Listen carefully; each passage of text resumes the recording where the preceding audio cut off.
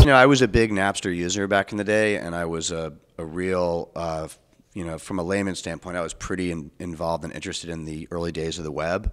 I got online, I think, as pretty much as soon as any normal Joe who wasn't a hacker could get online. And so when Napster showed up, it was a revelatory shift for all of us that were using the web. It was an overnight and seismic change in the way we existed online, and allowed us to communicate with people online and form communities online and share things online. It's kind of, and this was the age of dial-up, so the internet moved very slowly, and suddenly there was this service that just did everything fast, and it worked. And I was making friends in Japan and Finland and Russia and Germany, and sharing culture and our ideas. And you know, I'm a filmmaker, so it was a lot of creative stuff flowing back and forth. So it was kind of life-altering, you know, in that way, from a cultural standpoint. And so I set out to make a movie about Napster. I was very taken with what Fanning and Parker had done. I certainly understood the legal, you know, quagmires they were involved in, and I felt a lot of simpatico for the record industry, sympathy for them. That being said, it was an extraordinary movement that had been put in motion, and I knew it wasn't going to go away. So I set out to make a movie about Fanning and Parker 10 years ago, and it was a little, I think, too early to try to tell a story about a revolution that many people didn't even understand was a revolution in those days. It's taken till now, I think, for sort of the average person to realize that we have had one of the largest cultural revolutions in modern history, and not only is it not going away, but we're living in it.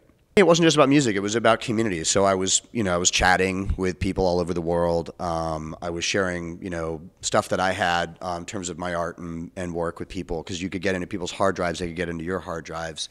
So it was really about a flow of information, a meeting space. That was primarily how I used Napster. From a music standpoint, I'm a big jazz fan, so what amazed me about Napster, because I wasn't a college kid when it came out. I already had a very robust music collection, vinyl, CDs, everything. I had tons and tons of music already. So I wasn't really looking for the latest Madonna track. I was looking for, you know, some really rare John Coltrane bootleg from, you know, Sweden in 1962, and finding stuff that didn't, you know, or new artists. Like, what would happen is, if I would say I'm into Coltrane, I'd meet someone in Japan who was into Coltrane. I'd go into the hard drive, I'd find some other jazz guys I'd never even heard of, you know, many of whom weren't even on records, and I was pulling that music down. From a cultural standpoint, Napster, from 1999 to 2001, we had a fully flowing global community with real-time chat, with the ability to access music that was not even available in record stores, and discover artists that did not even have contracts.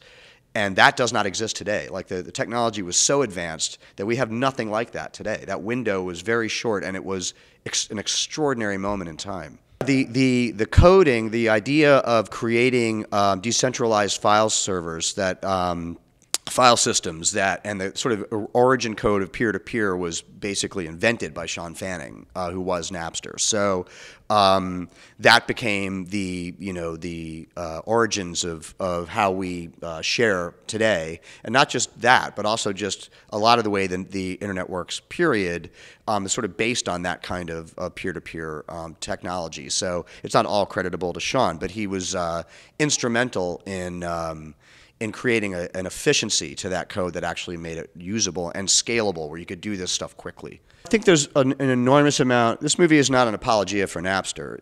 It's actually, my perspective on the whole story was that the way it was covered by the press, and maybe spun to some degree by the lawyers, because it was a massive lawsuit, people came away thinking, I think, incorrectly about both the label side and the Napster side. So for me, I really just wanted to contextualize the story. It wasn't so much, I didn't want to make a movie that was an appreciation of Napster. I wanted to make a movie that was looking at what I consider to be one of the most important moments in our cultural history in the modern era, and give it some context, and just say, here's these kids and what they were doing, here were their motives. Here's the record industry and kind of really where they were at this time. It wasn't so black and white. It wasn't like the record industry were just dinosaurs and just, you know, didn't understand these kids. There was a lot of very complex issues that the record industry was facing in terms of dealing with these new technologies and where culture was going.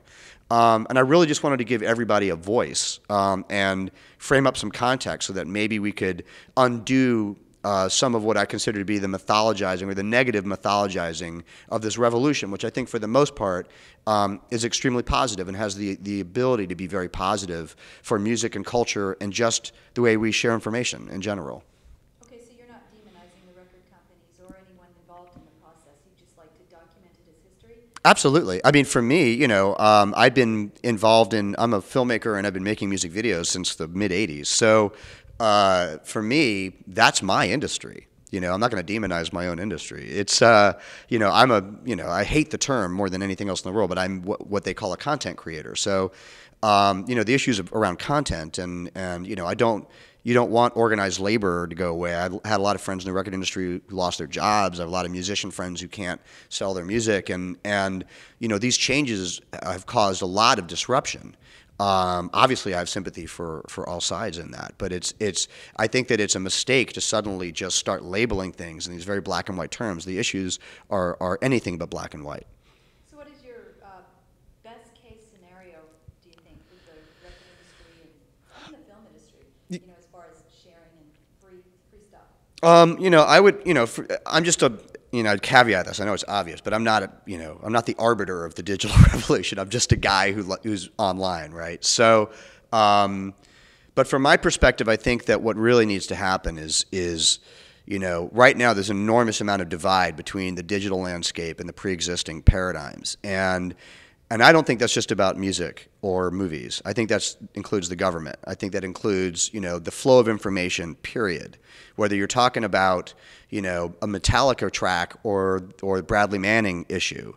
I think that, frankly, there has to be more understanding and more communion between these two sides so that they can start to work together moving forward, and there's less distrust, less paranoia, less ignorance. There's a lot of legislation out there that's looking to clamp down on the internet that doesn't even make sense with the way the technologies of the internet works.